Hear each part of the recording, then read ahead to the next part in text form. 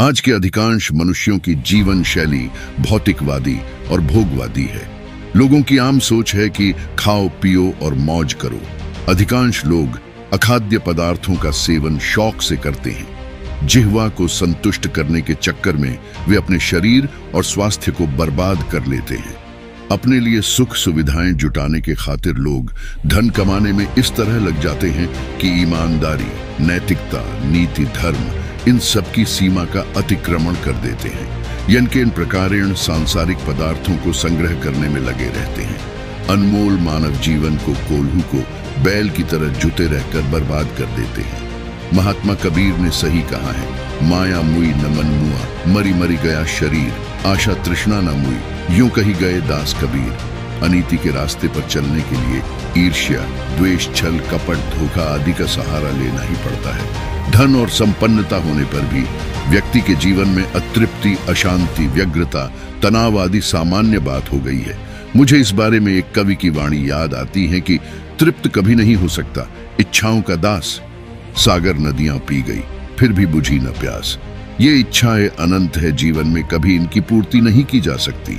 New York times में प्रकाशित report के अनुसार अमेरिका में प्रतिवर्ष 20,000 व्यक्ति आत्महत्या कर लेते हैं। इसके अतिरिक्त न जाने कितने लोग घुट घुट कर जीते हैं और मौत का इंतजार करते हैं। इन सब के पीछे क्या कारण है? आर्थिक अंधी दौड़, पारिवारिक कलह, स्वार्थ, लोलुपता, अहंकार, खराब स्वास्थ्य, असफल प्रेम, विवाह विच्छेद आदि से उत्पन्न मानसिक अशांति। इन सब के बारे में किसी फकीर ने सही कहा है, तारीख तुम्हें बतलाएगी, दुनिया में खुशी का नाम नहीं। जिस दिल पे हवस का सिक्का है उस दिल को कभी आराम नहीं।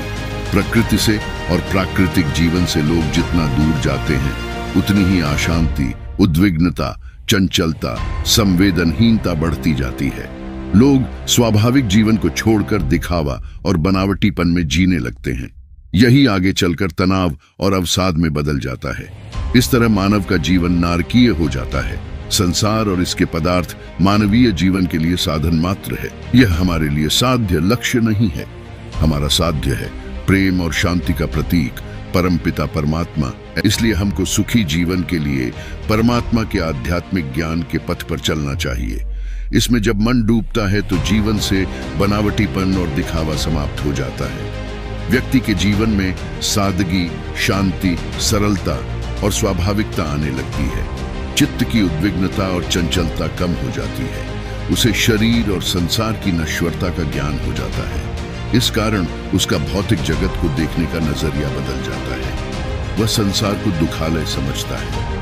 वह जान जाता है कि शरीर के साथ का यह जीवन छोटा है, पर इसके बाद का जीवन बहुत लंबा है। इसलिए हमें अपने भविष्य के अंतहीन जीवन को भी सुखमय बनाना है।